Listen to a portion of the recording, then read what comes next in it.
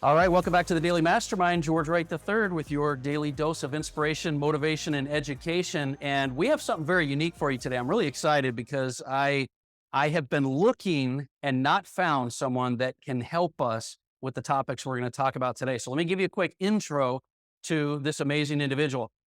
Brian, who I'm going to introduce in a second, he's an inventor, entrepreneur, public speaker. He's got 15 patents. He's got licensed products, ones that you probably see every day you didn't even realize is going to blow your mind. But he's the founder of Inventor Smart. I could go on and on. I'm going to have him give some of his accolades, but he's been featured on As Seen on TV, QVC, New York Times, Inventor Digest, multiple times author. And so I'm happy to have you here today. Brian Freed, welcome to the podcast. Thank you so much, George. I tell you, man, two ships passing in the night a lot of times, but we are together and we're gonna drop some value bombs here. So let me start out, even though I kind of gave you a little intro, let me have you give us a quick idea. We're going to be talking today about inventions and taking people's ideas and making them tangible, and how do you make money with them, and how do you go to the next level with them and things. But you are by far the authority that I've found in this area from the research I've done, the conversations we've had. So share with me and our listeners your journey. What got you into this vein? Why are you so passionate about it? Give us that backstory before we get into some of the details.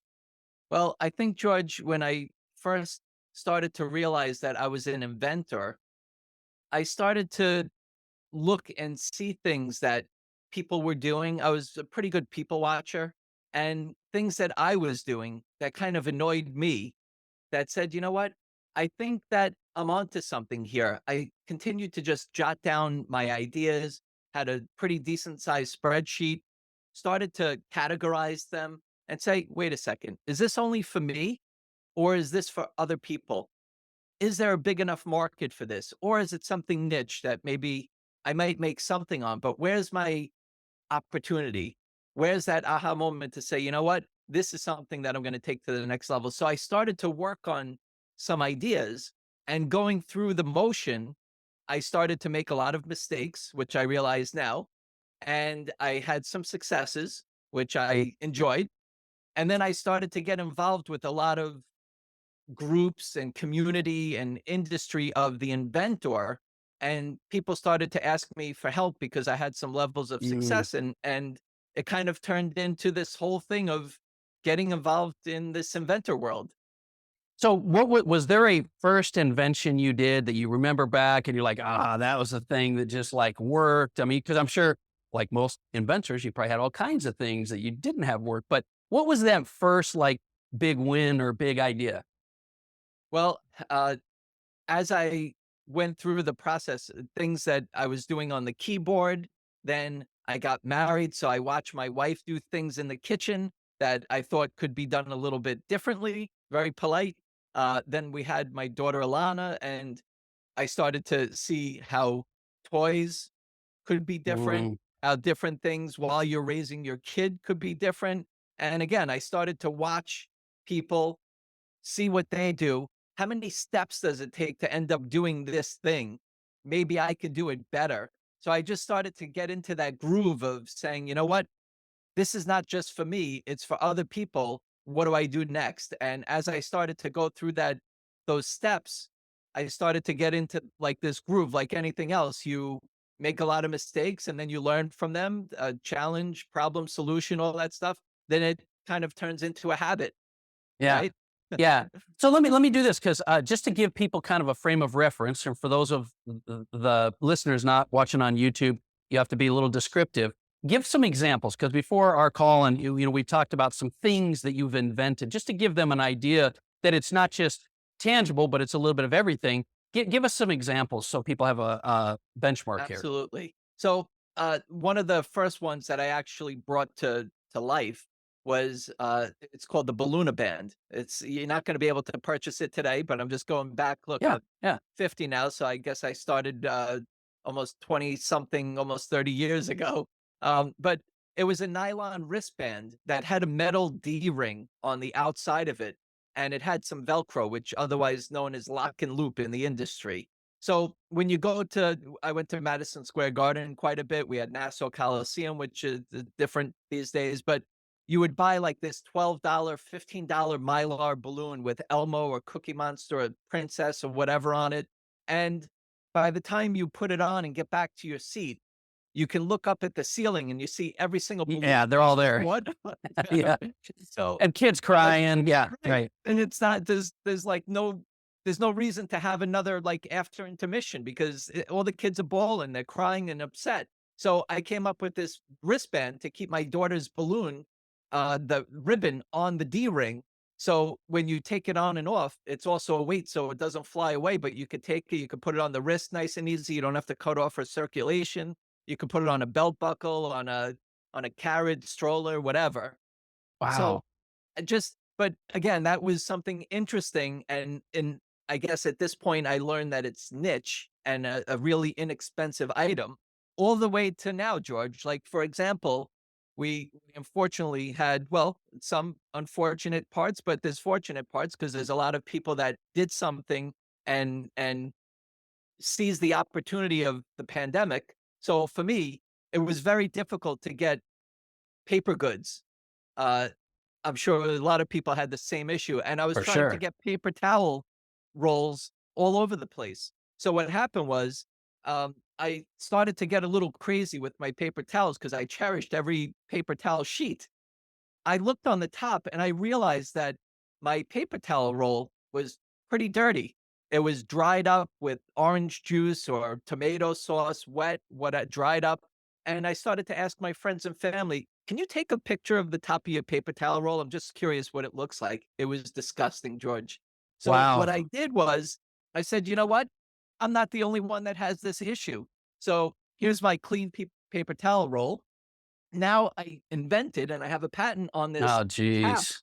that goes into the inner tube of the paper towel roll. And now when your hands are wet or dirty, you put it on top and you pull the sheet off, it stays clean and dry. So that's Yeah, the paper just towel it getting passport. wet, everyone has that problem. This is so Right. crazy because, and I know you have a gazillion ideas, but I got to make this point. I know that most people, now a lot of people have really amazing ideas, but most everyone goes, hey, wouldn't it be cool if you could do this? But they think, that could never, like, I could never get that done. That's like, that would, inventions is not something that the average person can do. What do you say to something like that? Because I know Michelle tells me all the time, she goes, that's a great idea. You should do something. I'm like that. You know how much work that takes. I'm not saying it doesn't take work, but what do you say to somebody that's got an idea, not a random idea, but has a great idea, and just maybe either doesn't know where to start or what to do or whatever? Like, what do you advise? What do you say to entrepreneurs like that? The first thing I say, George, is it yours? I understand that you searched on Google on page one with your eyes closed because you didn't want to find it. Yeah. Right? Or you went down the aisle of Walmart or your favorite store and said, "Oh my gosh, it's not out there. I'm gonna be a gazillionaire. This is it. This is the one," right?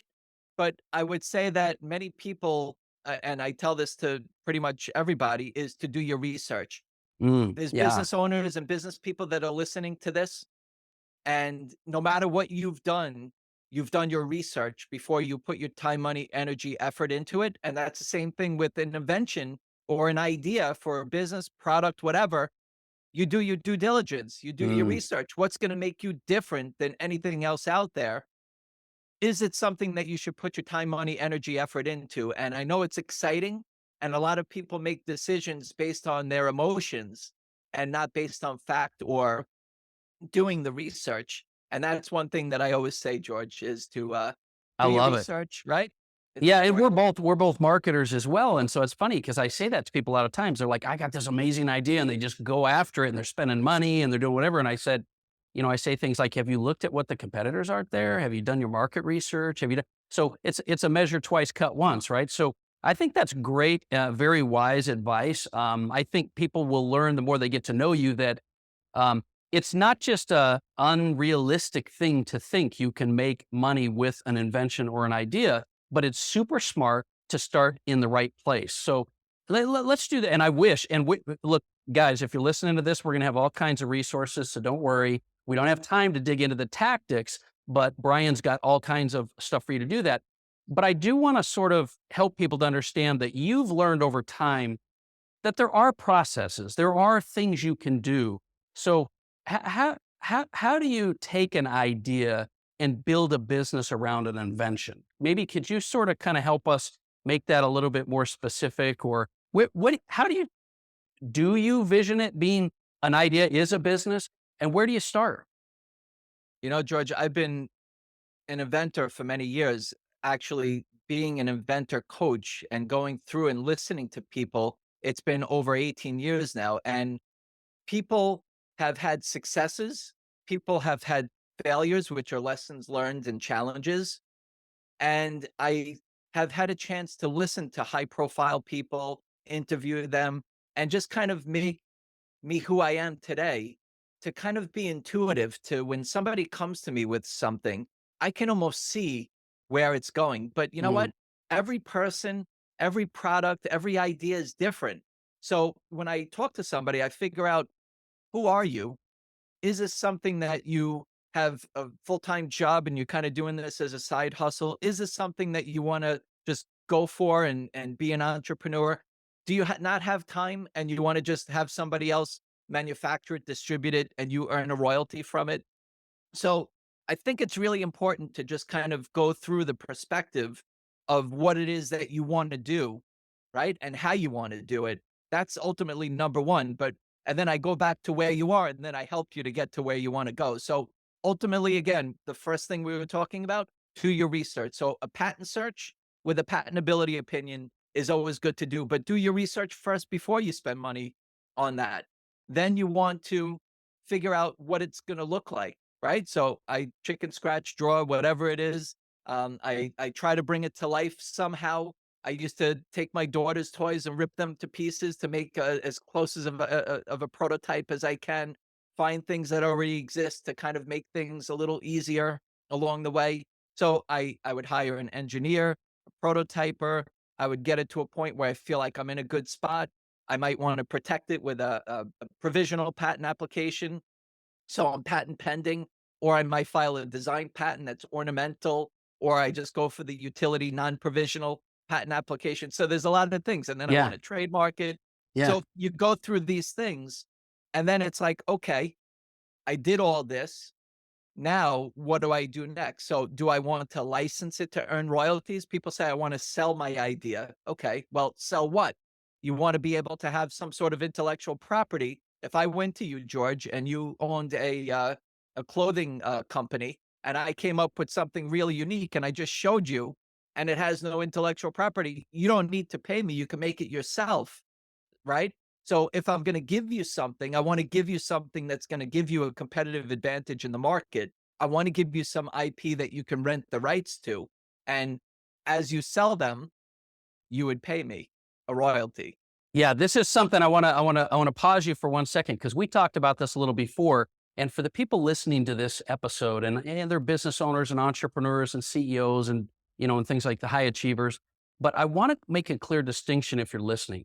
We're not just talking about having a thing that you want to invent.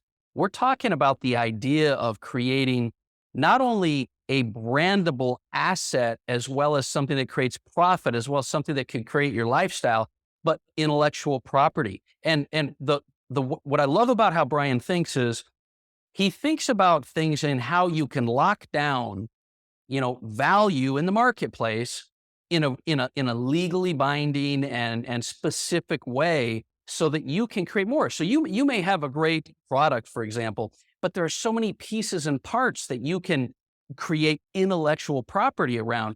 And Brian, I know we don't have a ton of time for this, but people sometimes get confused between patents and trademarks and license and things like this. Could you help us kind of differentiate this and how it applies to people with business and ideas? Sure. Well, if we're talking about patents real quick, is it something that functions? Is it something that, like, for example, my collapsible egg tray, right? I had no room in my fridge one Oh, night, it's and great. I had a carton of eggs and there was one egg left. So that annoyed me. So I came up with a Oh, I collapsible love egg it. tray. You put your eggs in, and as you put your eggs out, there's that much space left. So I call it extra space. So this is a utility patent. That's why I'm showing this Okay. with a little prop of my invention here, extra space. But this is function, right?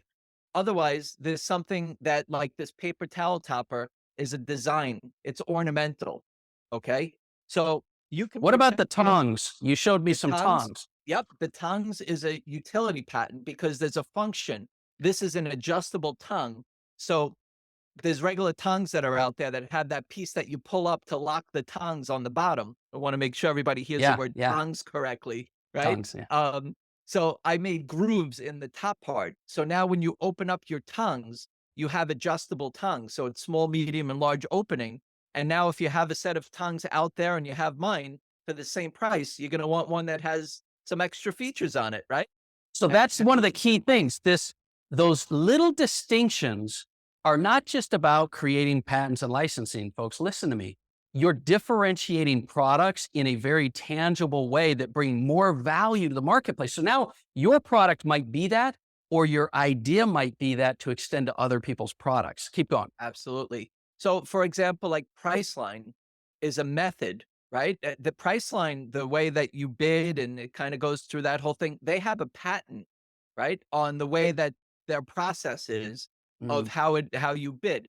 There's other things that are out there, like let's say I'm working with this chiropractor that has a system that he kind of put together.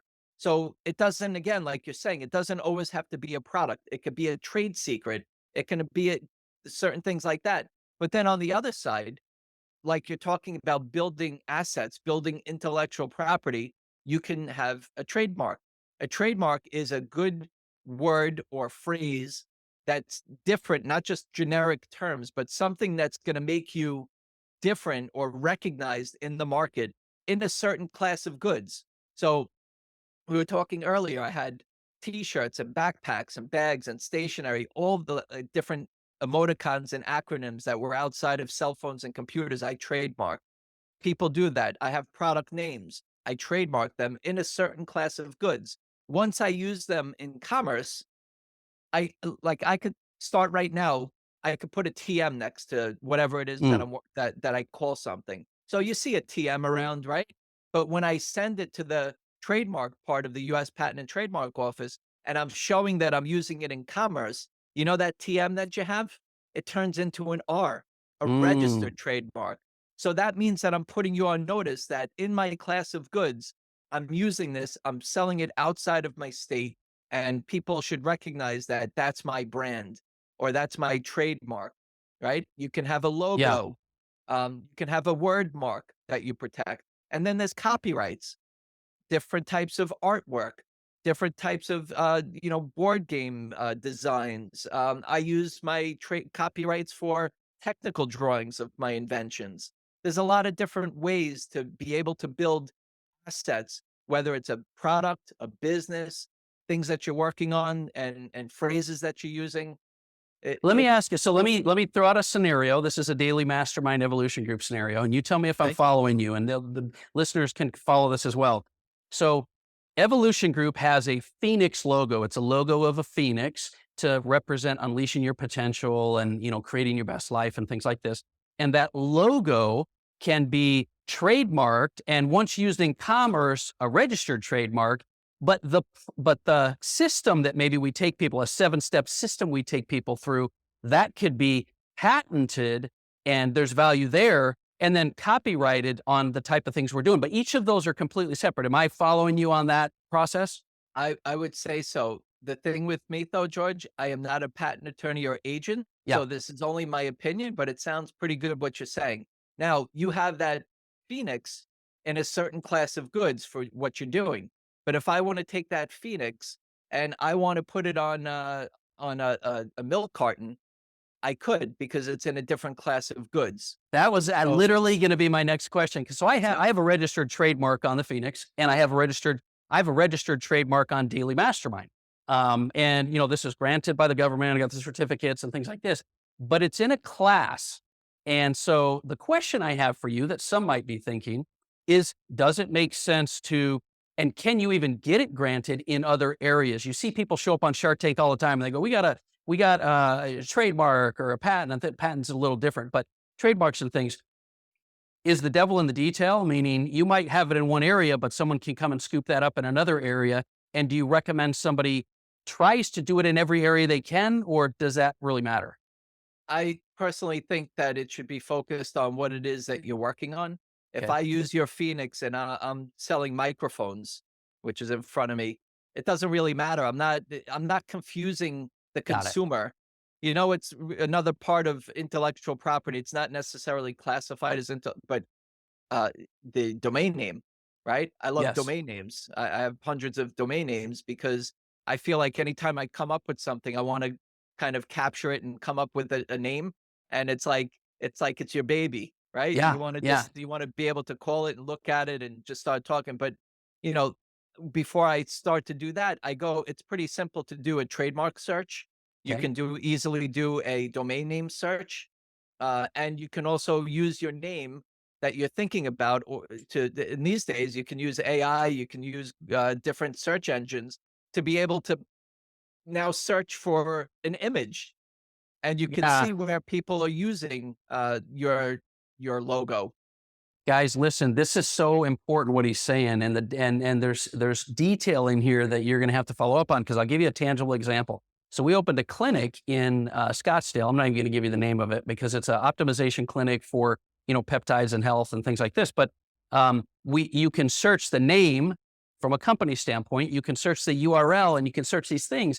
But if you don't do your due diligence, because we found there were some competitors in the marketplace that had ranked really heavily on Google. Forget the URL, forget the name, but they had ranked already. That would have made it difficult in our marketplace to compete. So we made an adjustment, right? So some people don't think that. They think of a great company name and they don't research the URL. They think of all these other things. Question I have for you, random question. Can you trademark a URL? If you own the URL, is it valuable to trademark a URL too in your name, or is it not matter if you have the URL? Are you using a logo around your domain name? George, what I like to do, and everybody has different ways of doing things and looking at things differently. But for me, I love word marks Mm, because word marks, you can wrap any logo around the word mark. But if you nice. make it a specific logo in the way that it looks and the way the characters are within, then that's the only one that you're stuck to. So I Ah, like doing word marks because I can wrap it around any way I want as long as the word mark is used on my products or my service. You're talking probably about service marks, right? mhm. Those things are important. But I mean, realistically, if you have a domain name that you're using, you may want to put it on your product. Most likely, you're going to use a name of your product. The domain name is kind of yours. Nobody's gonna copy your domain name, Yeah, otherwise they'll be sending traffic to your domain name, yeah, which isn't a bad thing for you, but I think it's more about the name protecting I like and it. yeah, Guys, for some of you, that's a multi-million dollar idea right there. You have no idea. I have a URL that now I use as my social media bio, but it's going to be the launch of our new academy called jointheevolution.com. But what you're saying is it would be important to do word mark as well, not just URL and things. So, listen, I love this topic. And so we're going to stop with the details and strategies for a second. What I want to do is I want to pivot to this idea for the sake of time of what challenges did you face? Because, guys, one of the reasons you go to someone like Brian is so that you can save yourself a whole lot of time and energy and a lot of you're going to still have to go through challenges yourself, but you can save time by having mentors and things to help you that have already gone down that path. But what are some of the biggest challenges you've overcome? Do you have a story of something that the listeners might enjoy, or what are the challenges that you've had to face that people with a great idea are going to have to be ready for? it's trust. I would Mm, say trust and who to go to and what the experience is gonna be like. These days there's a lot of different ways to learn and get help, but some people just don't want to necessarily do the research. So let's say you do a quick Google search and you could do a sponsored ad, and the first thing that comes up, you click on and you tell somebody your idea and you feel like you're committed to them. Because no matter if your idea is great or it sucks, they'll tell you how great it is to keep you yeah. going through the funnel, right? For me, I think trust is really important. I understand people uh, from an inventor perspective because I've been there, done that. I know what they're going through. And I feel like I always make sure that I tell people like it is. I'm not the guy to pat you on the back and make you feel good and tell you everything's great and wonderful. if it's the last time that I ever speak to you, I'm okay with that. At least I know I did a good job. I could go to sleep at night. So look, George, whether it's this, inventing, or anything in your life, you're making decisions. How are you doing it? And I said it earlier. Is it based on emotion or based on a business decision? Mm, You got to take the emotion out, put your business cap on, and make a decision based on what is the right thing, not what you're feeling. yeah. Okay. And as close as possible as you can get to the real thing of fact, that's what it is. So if there's an idea that's exactly out there the way that yours is, then if you're going to continue, then you're infringing on somebody else's intellectual property. Or if you're not, then it's in the public domain and anybody can make it. What do you want to do with it? Do you want to license it? Well, you don't have any IP, right? It's somebody else's. Do you want to manufacture it? You don't have any IP. So if it's great and it's selling well, then I can make the same thing too. So the point is, George, that do your due diligence. If you're building a house, you're probably going to get a couple references of other and look at their work, find out, talk to people, but people just they just want to keep going because they're emotional and they're not making Yeah. make better business decisions. That's my lesson. I love that, and guys, I want to double down and highlight what he just said. And he said so much. You might have to go back through this episode because trust is huge on both ends of it, right? Because people trust when they shouldn't, and I've known many people that have trusted because there was someone that had expertise and promised the world and told you your idea was amazing, and they stole their idea or they had some things. So when it comes to trust, there are some very specific ways that you can protect your intellectual property while you're doing it. And those are things, that you'll have to learn. But then there's this whole emotional component because everybody knows that you're emotionally attached to your ideas. And so you don't want to do the research and find out that somebody's there. Or when you do, you're so unwilling to disconnect from the thought you had that you don't see the forest through the trees. And so you have to learn to manage those emotions and be smart, be logical. That's one of the things I liked about our conversation, Brian. And you're a very unique individual because most inventors and idea people that I've met are not also the logical, tactical business individuals. And you cover both gambits. Most of them are the creators, the visionaries, and they need someone operationally to help lock them down. But I think trust, emotions, and specifics and doing due diligence, that's all super important. So what I want to just really get this one question in. What do you advise people to do, as opposed to just being trusting out in the marketplace? Like what do they do to sort of protect themselves in the early stages if they have an idea and they're out there trying to figure out who should I talk to, who shouldn't I? What's the best way for them to protect themselves and their idea? Well, whoever you're talking to when you start, if it's not protected, if you didn't file a provisional patent application or a non-provisional, a design or whatever, have them sign a non-disclosure agreement. That means that Yep. when you talk to me about your idea, I'm not going to talk to anybody about it without your permission. I think also, George, when you just kind of mentioned those things, another point is that you have to be real with what your idea is about. Like, what's your window of opportunity? And I kind of say this quite a bit, but if you came up with a golf ball, George, that does all these amazing tips and tricks and oh my gosh, it's incredible, right? You're on the golf course. Holy, everybody in the world is going to want my golf ball, right? When you step out of the golf course and you ask people, do you play golf? Do you play golf? Not everybody plays golf. So you have to think about your window of opportunity. Is this something that's niche? Yes, there's a lot of people that play golf, but it's not for everyone. What is your window of opportunity? Is it something that you're going to put your Mm, money in, your time, money, energy, effort into, and get some kind of return? And real quick, George, this is one of my other inventions. It's called full ties. So I started off with a kind of like, the bread bag. There's the yeah. twist tie and the plastic tab that comes on. That annoyed me. I didn't know which way to turn the twist Well, on, that annoyed me right? yesterday. I literally had a See? test, and then they end up on your counter and they're everywhere. Yeah, I got you. Right. So that annoyed me. I decided to come up with this loop, the silicone loop here that has a push button. You pull it up and it seals a bag tight. Now, if I just sold this for bread, maybe you like bread, maybe you don't like bread. But I said, you know what? What if this was something that you can use in the freezer, those freezer bags that are left open? Mm, in your cereal bag, right? That's in the box, right? In your pantry. So I started to go into all these different things. And at the end of the day, and this is why this was a big hit on QVC, how many people have a kitchen?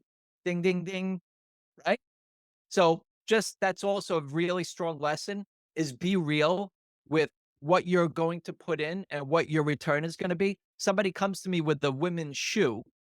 I don't think everybody's going to want a women's shoe. So here's your window of opportunity. I have my two hands wide open. Mm. Now I'm cutting it in half, right? Men, women mostly, right? And out of that, how many different designs of shoes are there? How many tips and tricks of shoes that are going to be out there? So, yes, there's an opportunity, but I might love your twisting heel, but it doesn't have the right look. So, I'm not going to buy it.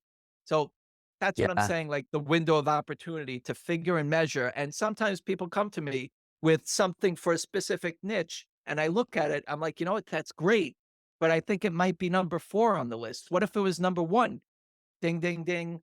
You know what I Yeah, mean? So guys, this we talked about this just before our show. We talked about the fact that sometimes, regardless of the fact you might be emotional, sometimes you can't see not only just the flaws in an opportunity, but the opportunity size itself yourself. So that's why it helps to have people outside of that, people like Brian, people like whoever, that can help you to really get real about what is your real opportunity. And maybe maybe you're not thinking big enough, but maybe you are thinking too big. And so I do think that's great advice. I think that's really, really good advice. Now, I know what most people listening to this episode are thinking because we're up on our time. They're thinking, "Oh my gosh, you guys covered so much stuff. I don't even know what I'm going to do." And so, have no fear. Have no fear. Brian, I've already vetted this out. Brian has a ton of resources on his website. That's the place to go if you want to connect with Brian, if you want to kind of just get content, knowledge, direction. And so, Brian, I'm assuming, and you correct me if I'm wrong, but I think the best place for people to connect with you, or to maybe even go another level of if they have an idea, they're trying to figure things out, is your website. So it's brianfried.com. So it's BrianFried.com. Is that the best place for them to connect with you? And what else would you recommend as far as like next steps if somebody, or a strategy of something, if somebody has an idea, what do they do next? thank you, George. I love talking and connecting with people. You're right on the website, brianfree.com. That's a great one. A lot of times people spell my first name wrong. They spell it Brain, then I'm brain fried. So it's Brian. I'm also pretty active on LinkedIn. If you go to LinkedIn, you put in Brian Fried Inventor. I also have my app, which I launched in October for Inventors. It's our very own social media. There's networking, collaboration, resources, all kinds of tools there to help you with your invention, innovation journey. And that's Inventor Smart Community on Google Play and Mhm. Apple App Store. So, yeah, those are the best places to reach me. And I'm open to chatting. That's awesome. Well, I tell you, I wanted to do this episode most specifically because and I want to be real clear with the listeners here. A lot of you have ideas that you maybe don't feel like could amount to anything, and you're hesitant, you're waiting. Don't do that. And a lot of you have amazing businesses that could stand to really tangibilize your IP and the systems, the processes, the products, the things you have. Protect yourself on those ideas. But ultimately, there's a lot of opportunity in this area, and people get scared off by things like taxes and legal and things like these. But this is an area that could take creativity and really build and grow your value in the marketplace, build and grow your opportunity. Maybe it's simply you want to create a better life and you've got some real knowledge because everyone's unique and everyone has some, you might have an amazing idea. You just don't know where to start. So I want you to be thinking about that because I truly believe you can create the life and it's never too late to start creating the life that you're meant to live, but you've got to take action. You've got to figure out where to start. This is a great way to do that, whether you have a business, you're thinking about a business or whatever. So Brian, I appreciate you being on the show today. I know we're going to be doing a lot more follow up in the future. So thank you for being here. I really appreciate your time. Thank you, George. Thank you very much. And it doesn't matter who you are, right? You could be a doctor, lawyer, unemployed, finance, senior citizen, student. At some point, you're going to come up with an idea. Are you the one that's going to say, I woulda, coulda, should have 20 years ago? Or are you going to make it happen today? And that's what we're here to do. So thank you, George, for the opportunity. Oh man, couldn't have been said any better. So thank you. So guys, listen up. Make sure that you check us out on the Daily Mastermind on Facebook, Instagram, pretty much everywhere. You know the drill. But hit up and connect with Brian. I mean, very, very few times do you have an opportunity to connect with someone so connected, so successful in a particular area. So do that. We look forward to talking with you tomorrow. Once again, this has been the Daily Mastermind. My name is George Wright, and I'm your host. Have a great day. We'll talk to you soon.